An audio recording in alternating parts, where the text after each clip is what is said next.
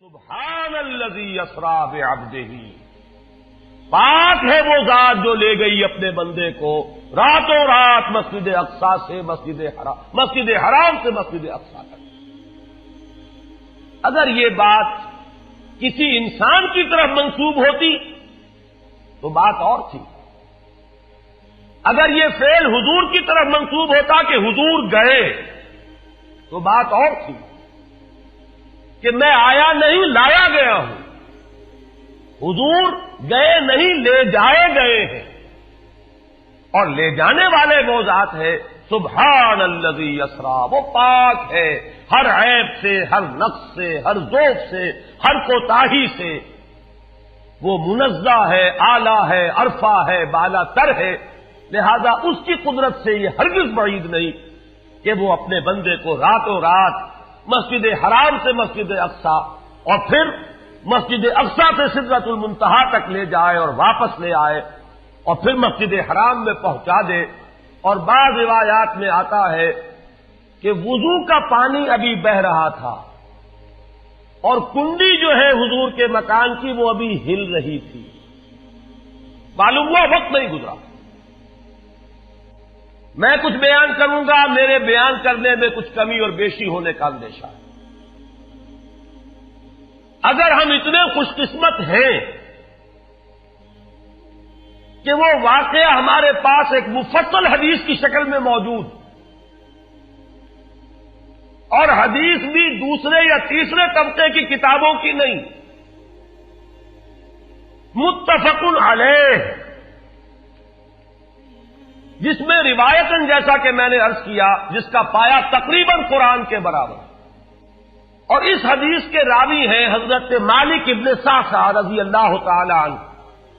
ان کے بارے میں ایک بات ہے بڑی اہم، وہ نوٹ کر لیجئے۔ یہ انصاری صحابی ہیں، ان میں سے نہیں ہے کہ جنہیں حدیثیں بیان کرنے کا کوئی زیادہ شوق رہا ہو، یہ غالباً واحد حدیث ہے جو انہوں نے بیان کی، اور انہیں اس سے نہایت شغف تھا، نہایت محبت کے ساتھ انہوں نے اس کو محفوظ کیا تھا، اس کے ایک ایک لفظ کی حفاظت کی تھی۔ چنانچہ بعض دوسرے وہ صحابہ بھی جنہوں نے خود حضور سے یہ بات سنی ہوئی تھی، اب ایک تو وہ خود براہ راست روایت کر رہے حضور سے کہ ہم نے سنا، حضرت انس ابن مالک رضی اللہ تعالی عنہ خود، لیکن وہ صحابہ بھی ان کی خدمت میں خاص طور پر حاضر ہو کر ان سے اس روایت کو سنتے تھے، اس لیے کہ اس روایت میں ان کا درجہ بہت بلند ہے، ان کو اس سے بہت شغف تھا۔ تو صحابہ جو براہ راست حضور سے سن چکے وہ بھی ان کے پاس جا کر خاص طور پر اس حدیث کو سنا کرتے تھے۔ چنانچہ یہ روایت جو متفق علیہ ہے، یہ امام بخاری جو اس کو لائے ہیں عن قتادہ عن انس بن مالک عن مالک ابن صعصعہ رضی اللہ تعالی عنہم، حضرت انس ابن مالک سے روایت موجود ہے مسلم شریف میں براہ راست ان سے، لیکن یہ اس روایت کو بیان کر رہے ہیں حضرت مالک ابن صعصعہ رضی اللہ تعالی عنہ کے حوالے سے۔ روایت کیا ہے؟ ان النبی صلی اللہ علیہ وسلم حدثہم عن لیلۃ اسری بہ۔ اب دیکھیے یہ مرفوع حدیث ہو گئی، حضرت صعصعہ بیان فرما رہے ہیں کہ نبی اکرم صلی اللہ علیہ وسلم نے خود ہمیں سنایا، وہ حالات و واقعات سنائے جو اس رات کو پیش آئے جس رات کے انہیں لے جایا گیا۔ قال بینما انا فی الحطیم وربما قال فی الفجر، حضور فرماتے ہیں کہ میں اسی اثنا میں کہ میں حتیم میں تھا، اور ایک دوسری روایت میں الفاظ حجر آئے ہیں، وہ بھی کہتے ہیں اسی حصے کو، مضطجعا میں لیٹا ہوا تھا، اذ اتانی آتن کہ اچانک میرے پاس ایک آنے والا آیا۔ یہ آنے والے کون ہیں؟ حضرت جبرائیل، یہ بعد میں واضح ہو جائے گا۔ فَاشْتَقَّ مَا بَيْنَ هَٰذِهِ إِلَىٰ هَٰذِهِ،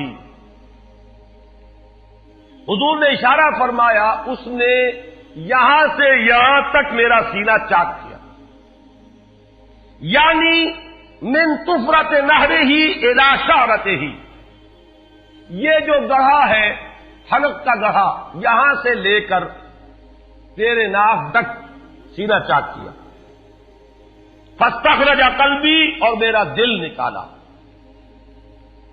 ثم اعطیت بطست من ذهب مملوء ایمانا فغسل قلبی، پھر ایک تشت لایا گیا سنہری جو ایمان سے مملو تھا، بھرا ہوا تھا،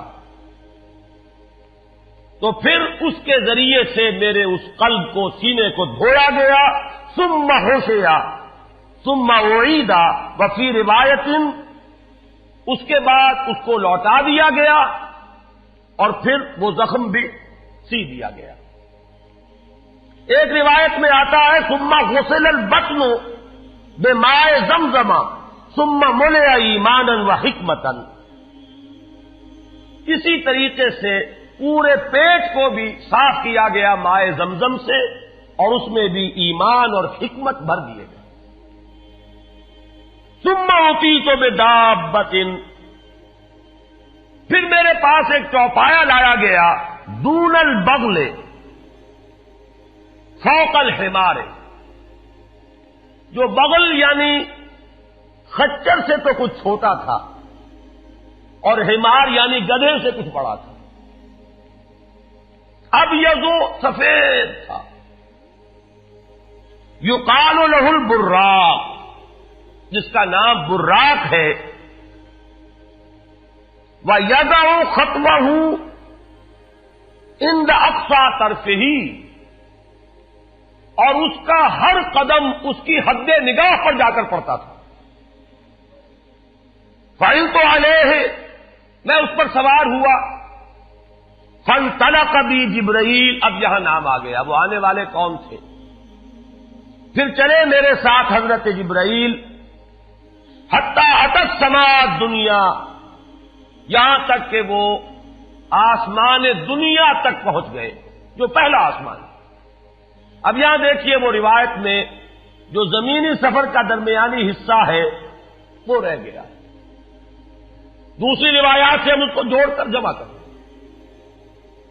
کہ پہلا زمینی سفر ہے، مسجد اقصیٰ تک پہنچے ہیں، وہاں جا کر روایت میں آتا ہے میں نے وہیں اپنے اس خچر کو باندھا، براق کو، جہاں انبیاء باندھا کرتے تھے، اور پھر وہاں میں نے نماز ادا کی، بہت سے لوگ جمع ہوئے، میں منتظر تھا کہ کون نماز پڑھائے گا، کہ جبرائیل نے میرا ہاتھ پکڑ کر مجھے آگے کیا، میں نے نماز پڑھائی، اور پھر جبرائیل نے مجھے بتایا کہ یہ تمام انبیاء تھے جو اس دنیا میں مبعوث ہوئے ہیں، اور آج آپ نے ان سب کی امامت کی۔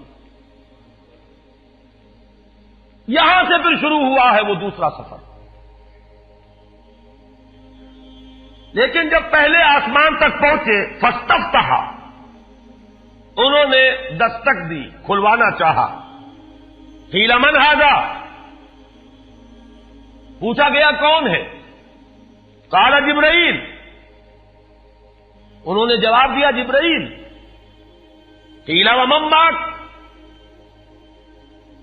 پوچھا گیا کہ آپ کے ساتھ کون ہے؟ دیکھیے یہاں ذہن میں رکھیے گا،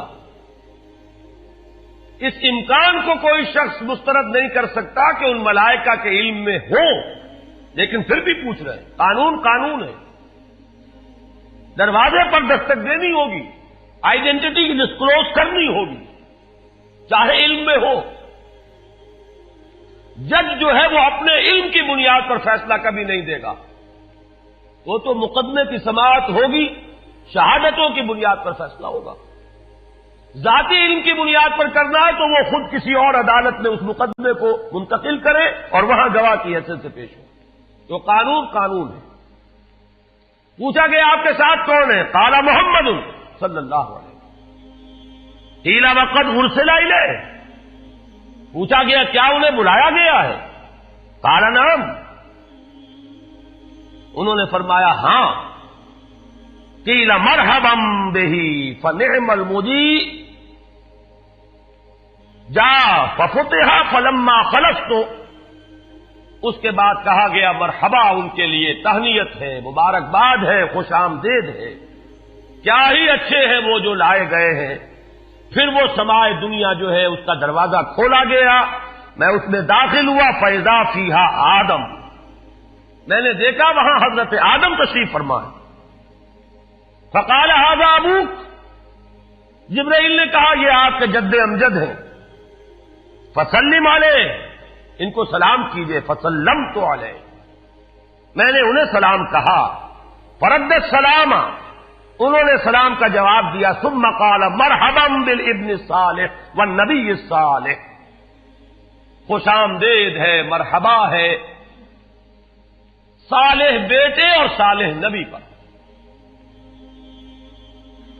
ثم صعد بی، پھر مجھے اور اٹھایا گیا، حتی اتی السماء الثانیۃ، یہاں تک کہ جبرائیل پہنچ گئے دوسرے آسمان تک۔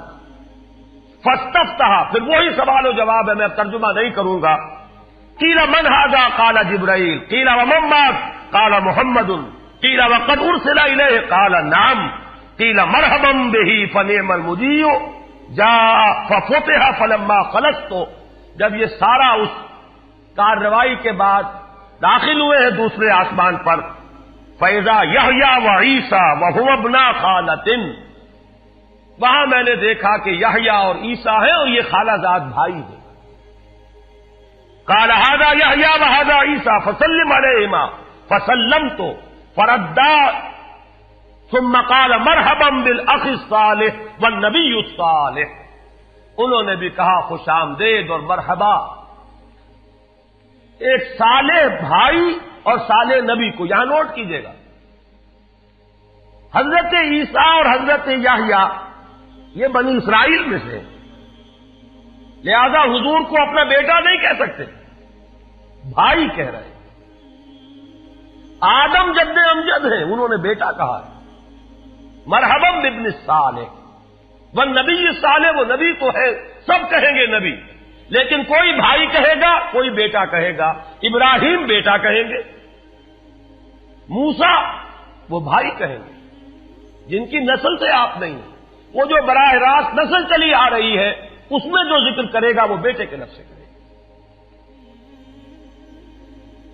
ثم صعد بی الی السماء الثالثہ فاستفتح قیل من ھذا قال جبرائیل، قیل ومن معک قال محمدا، قیل وقد ارسل الیہ قال نعم، قیل مرحبا بہ فنعم المجیء جاء ففتح فلما خلصت اذا یوسف قال ھذا یوسف فسلم علیہ فسلمت علیہ فرد ثم قال مرحبا بالاخ الصالح والنبی الصالح۔ اب مجھے ترجمے کی ضرورت نہیں ہے، ایک مرتبہ بات آپ نے سمجھ لی، اب تیزی کے ساتھ میں اس حدیث کو پڑھ دینا چاہتا ہوں۔ ثم صعد بی، پھر مجھے اور بلندی پر لے جایا گیا، حتی اتی السماء الرابعۃ فاستفتح قیل من ھذا قال جبرائیل، قیل ومن معک قال محمد، قیل وقد ارسل الیہ قال نعم، قیل مرحبا بہ فنعم المجیء جاء ففتح فلما خلصت فاذا ادریس فقال ھذا ادریس فسلم علیہ فسلمت علیہ فرد ثم قال مرحبا بالاخ الصالح والنبی الصالح۔ یہاں ملاقات ہوئی حضرت ادریس علیہ الصلوۃ والسلام سے۔ ثم صعد بی حتی اتی السماء الخامسۃ فاستفتح قیل من ھذا قال جبرائیل، قیل ومن معک قال محمد، قیل وقد ارسل الیہ قال نعم، قیل مرحبا بہ فنعم المجیء جاء ففتح فلما خلصت فاذا ہارون قال ھذا ہارون فسلم علیہ فسلمت علیہ فرد ثم قال مرحبا بالاخ الصالح والنبی الصالح۔ ثم صعد بی حتی اتی السماء السادسۃ فاستفتح قیل من ھذا قال جبرائیل، قیل ومن معک قال محمد، قیل وقد ارسل الیہ قال نعم، قیل مرحبا بہ فنعم المجیء جاء ففتح فلما خلصت فاذا موسیٰ قال ھذا موسیٰ فسلم علیہ فسلمت علیہ فرد ثم قال مرحبا بالاخ الصالح والنبی الصالح۔ چھٹے آسمان پر یہ حضرت موسیٰ سے ملاقات ہوئی. فلما جاوزت تو بتا، جب میں آگے بڑھا تو حضرت موسیٰ روئے. قیل ما یبکی کا، ان سے پوچھا گیا کہ آپ کو کیا چیز رلا رہی ہے؟ قال ابکی لأن غلاما بعث بعدی، کہ مجھے اس بات پر رونا آ رہا ہے یہ نوجوان محمد صلی اللہ علیہ وسلم، یہ میرے بہت بعد ان کی بعثت ہوئی ہے. يدخل الجنت من امته اکثر ممن يدخلها من امتی، میرے بہت بعد آنے کے باوجود ان کی امت میں سے جنت میں داخل ہونے والوں کی تعداد میری امت کے مقابلے میں بہت زیادہ ہو. بہرحال اپنی امت کا خیال تو ہے، وہ شفقت جو نبی اور رسول کو اپنی امت پر ہونی چاہیے وہ ہے بتمام و کمال. اسے معاذ اللہ کسی حسد پر معمول نہ کیجیے، بلکہ وہ جو احساس ہوا ہے اپنی امت کی محرومی کا، وہ ہے کہ جس نے حضرت موسیٰ علیہ السلام پر یہ کیفیت طاری کی. ثم صعد بی، پھر مجھے اور بلند کیا گیا الی السماء السابعۃ، ساتویں آسمان پر. فاستفتح قیل من ھذا قال جبرائیل قیل ومن معک قال محمد صلی اللہ علیہ وسلم قیل وقد بعث الیہ قال نعم قیل مرحبا به فنعم المجیء جاء فلما خلصت فاذا ابراہیم قال ھذا ابوک ابراہیم فسلم علیہ فسلمت علیہ فرد السلام ثم قال مرحبا بالابن الصالح والنبی الصالح. حضرت ابراہیم نے پھر استقبال کیا، خوش آمدید صالح بیٹے اور صالح نبی کے لیے. ثم رفعت، اب ذرا یہاں نوٹ کیجئے گا، یہاں سوئد تو نہیں آیا، سوئد ابھی نہیں آیا، رفعت. پھر مجھے اور بلند کیا گیا الی سدرۃ المنتہی. یہ سدرہ منتہا ہے جس کا ذکر ہے سورۃ النجم. اسی سدرۃ المنتہا کے پاس جنت ماوا ہے، وہ جس کا وعدہ کیا گیا ہے، جو ٹھکانہ بنے گی اللہ کے نیکوکار بندوں کا، جس میں وہ رہیں گا ہمیشہ ہمیش. فادخلوها خالدین، وہ بھی وہی ہے. پھر اٹھائے گئے حضور بیت المعمور تک. ثم اعطیت باناء من خمر واناء من لبن واناء من عسل. پھر میرے سامنے یہ بیت معمور کیا ہے یہ بھی جان لیجئے. یہ در حقیقت اس سماء سابعہ پر، ساتویں آسمان پر خانہ کعبہ کا اصل جو ہے اللہ کا گھر، جس کا یہ ظل اور سایہ اس دنیا میں ہے خانہ کعبہ، یہ ہے وہ بیت المعمور، جس کے بارے میں ایک اور روایت میں الفاظ یہ آئے ہیں، اس میں روزانہ 70,000 فرشتے داخل ہوتے ہیں، اور جو فرشتہ ایک مرتبہ داخل ہوا ہے آج تک اسے دوبارہ داخل ہونے کی نوبت نہیں آئی. اسی طریقے سے وہ فرشتے ہیں جو طواف کرتے ہیں خانہ کعبہ کا. پھر جان لیجئے یہ ہماری نگاہوں سے مخفی عالم غیب کی ایک دنیا ہے اپنی جگہ، چاہے ہمیں نظر نہ آئے. پھر میرے سامنے 3 برتن لائے گئے، ایک دودھ کا اور ایک شہد کا اور ایک شراب کا. فاخذت اللبن، میں نے دودھ والا پیالہ اٹھا لیا.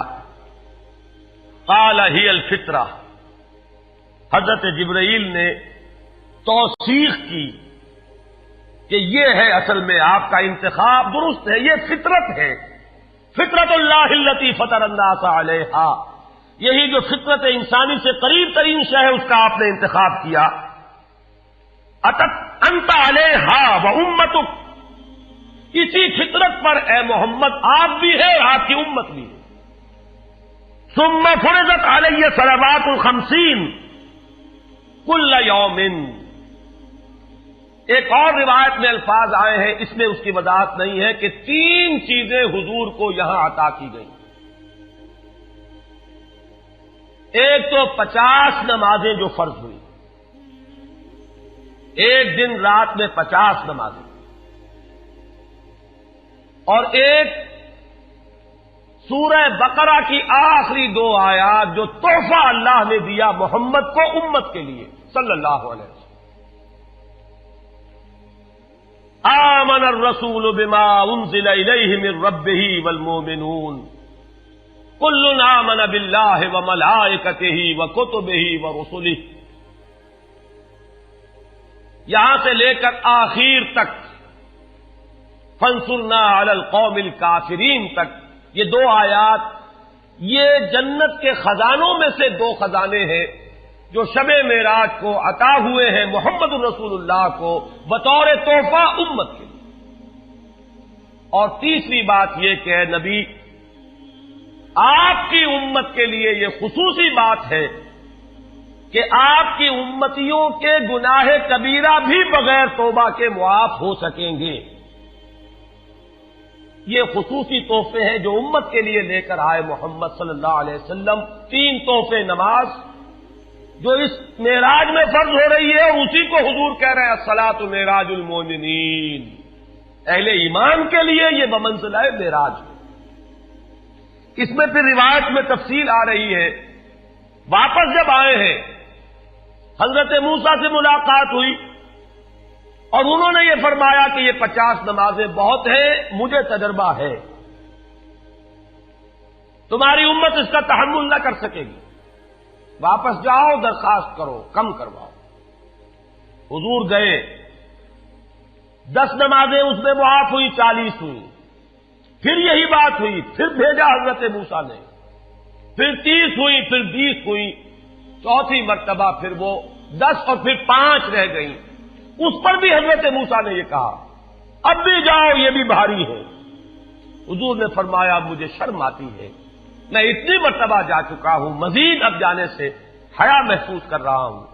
تو ندا آئی کہ یہ 5 ہی 50 کے برابر ہیں. ہمارے ہاں قول بدلا نہیں جاتا. یہ 5 جو ہے در حقیقت یہ قائم مقام ہے ان 50 کے کہ جو اولاً ہم نے فرض کی تھی. یہ 50 ہی شمار ہوں گی اگر ان کا انسان ان پر مداومت اختیار کر لے. میں آخری جملہ آپ کو اس کا سنا دیتا ہوں. فَأُمِرْتُ بِخَمْسِ صَلَوَاتٍ كُلَّ يَوْمٍ فَرَجَعْتُ إِلَىٰ مُوسَىٰ فَقَالَ بِمَا أُمِرْتُ بِخَمْسِ صَلَوَاتٍ كُلَّ يَوْمٍ قَالَ إِنَّ أُمَّتَكَ لَا تَسْتَطِيعُ 5 صَلَوَاتٍ كُلَّ يَوْمٍ وَإِنِّي قَدْ جَرَّبْتُ النَّاسَ قَبْلَكَ وَعَالَجْتُ بَنِي إِسْرَائِيلَ أَشَدَّ الْمُعَالَجَةِ. میں نے بنی اسرائیل کا حتی الامکان معالجہ کیا, ان کے حالات کو درست کرنے کی کوشش کی, لیکن مجھے تجربہ ہے یہ 5 بھی نہیں جھیلی جائیں گی. فَارْجِعْ إِلَىٰ رَبِّكَ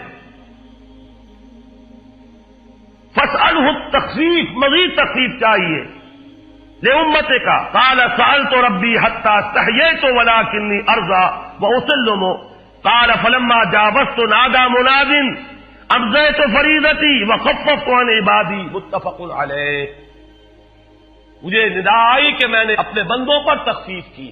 اس میں وہ ذکر نہیں ہے, دوسری روایت میں ہے کہ ساتھ ہی وضاحت ہو گئی کہ یہ 5 نمازیں بھی 50 کے برابر ہے. میری بات نہیں بدلی گئی ہے, وہ در حقیقت میں نے اسی 50 کا رتبہ جو ہے ان 5 کو عطا فرما دیا. یہ روایت ہے جو متفق علیہ ہے. روایات کثیر, جنت اور دوزخ کے جو مشاہدات کرائے گئے وہ بہت تفصیل سے دوسری روایات میں, لیکن کسی اور روایت کا استناد کے اعتبار سے, اسناد کے اعتبار سے وہ درجہ نہیں ہے جو اس روایت کا. باقی میں نے مسلم شریف کی روایات میں سے اور تفاصیل آپ کو سنائی ہے. یہ ہے واقعہ. پھر حضور واپس آئے ہیں, وہیں بیت المسجد اقصی میں آئے ہیں, پھر واپس تشریف لائے ہیں, اور اس کا میں بیان کر چکا ہوں دوسری روایات میں کہ وقت بالکل نہیں گزرا, کہیں روک دیا گیا ہے, پوری کائنات کو کہیں تھام دیا گیا. یہ بات تو وہ ہے جو آج سے پہلے بھی سمجھ میں آ سکتی تھی کہ شاید کسی ایک جگہ پر پوری کائنات کو روک دیا گیا. وقت بالکل نہیں گزرا کسی کے لیے. لیکن جیسا کہ میں نے عرض کیا, اس وقت تو یہ بھی سمجھ میں آتا ہے کہ سب کے لیے وقت گزر رہا ہو اور صرف محمد الرسول اللہ کے لیے نہ گزرے صلی اللہ علیہ وسلم. آج یہ بات بھی سمجھ میں آ سکتی ہے, لیکن یہ ہے کہ قرین قیاس وہی پہلی بات ہے. کہ اس میں پورے اس وقت کے لیے وقت کی رفتار کو روک دیا گیا ہو، وہ مسئلہ یاد آ گیا کہ آگے بڑھو یا وقت کی رفتار روک دو۔ تو یہ وقت کی رفتار ہے جو محمد الرسول اللہ صلی اللہ علیہ وسلم کے لیے روک دی گئی۔ اس کے بعد جو ہنگامہ ہونا چاہیے تھا وہ ہوا۔ صبح جب حضور نے فرمایا کہ یہ میرے ساتھ واقعہ پیش آیا ہے تو جو رد عمل ہونا چاہیے تھا وہ ہوا ہے۔ یہاں تک بھی ہوا ہے کہ بہت سے مومنین صادقین متزلزل ہو گئے، مشرکین نے، کفار نے بغلیں بجائی کہ اب ہمیں موقع مل گیا۔ معلوم ہوتا ابھی تک تو شک ہی کی بات تھی کہ ان کو کچھ خلل دماغی کا عارضہ ہے، اب تو ثابت ہو گیا، کسی شک کو شبے کی گنجائش نہیں۔ چنانچہ اب آپ اس کا اندازہ کیجئے، یہ واقعہ مکے میں بیٹھ کر بیان کیا جا رہا ہے، امتحان لیے گئے ہیں۔ اچھا اگر گئے تھے تو بتاؤ مسجد اقصی کے ستون کتنے ہیں، وہاں کی کھڑکیاں کیسی ہیں؟ حضور فرماتے ہیں، ایک حدیث موجود ہے کہ میں گھبرا گیا، اس لیے کہ کس کو یاد رہتا ہے مسجد اقصی میں جا کر حضور ستون تو نہیں گر رہے تھے، لیکن یہ کہ جب پوچھا جا رہا ہے تو مجمع میں تو ہو سکتا ہے کہ تالی پٹ جائے کہ اچانک اللہ تعالی نے میرے سامنے مسجد اقصی کو کر دیا، اب میں دیکھ کر بتا رہا ہوں اور لوگ دنگ ہو رہے ہیں۔ اب دیکھیے وہ مشاہدہ جو میں نے عرض کیا تھا، مشاہدات بے شمار ہیں۔ جنت سامنے لے آئی جاتی ہے اور آگ سامنے لے آئی جاتی ہے، جہنم سامنے لے آئی جاتی ہے، مسجد اقصی سامنے لے آئی گئی ہے، جن میں سے ہر سوال کا جواب حضور نے مشاہدے سے دیا ہے۔ اسی ضمن میں وہ واقعہ آتا ہے کہ حضرت ابوبکر کے پاس گئے لوگ دوڑے دوڑے، وہ یہ سمجھتے تھے کہ اگر یہ پالا ہم مار لیں تو پھر ہماری جیت ہے، ابوبکر کو اگر ہم متزلزل کر دیں تو پھر گویا کہ ہمارے لیے کوئی اور پرابلم نہ رہے گا۔ روایت میں آتا ہے حضرت ابوبکر نے بھی سن کر ایک دفعہ جھرجھری لی ہے، لیکن صرف ایک سوال کیا، کیا واقعی وہ یہ فرما رہے ہیں؟ لوگوں نے خوش ہو کر کہا، تالیاں بجائی، ہاں ہاں کہہ رہے ہیں، چلو ہم لے چلتے ہیں۔ انہوں نے سمجھا کہ ہمارا وار جو ہے کارگر ہوا ہے، واقعی کو تزلزل ہے، لیکن اگلا جواب ابوبکر کا یہ تھا، اگر وہ کہہ رہے ہیں تو 100% درست کہہ رہے ہیں۔ میں روزانہ یہ مانتا ہوں کہ فرشتہ آسمان سے ان کے پاس آتا ہے، تو اگر ایک مرتبہ انہیں آسمان پر لے جایا گیا تو یہ کون سی بعید ہے؟ یہ ہے وہ دن کہ جس کے بعد صدیق اکبر شمار ہوئے ہیں ابوبکر صدیق۔ حضرات، معراج النبی کے موضوع پر ڈاکٹر صاحب کی یہ تقریر اس کے بعد بھی چند منٹ جاری رہی تھی، لیکن چونکہ ہمارے پاس C90 کا کیسٹ ختم ہو چکا تھا، اس لیے اس کی ریکارڈنگ ہم نہیں کر سکے۔ بہرحال اسی پر اکتفا فرمائیے۔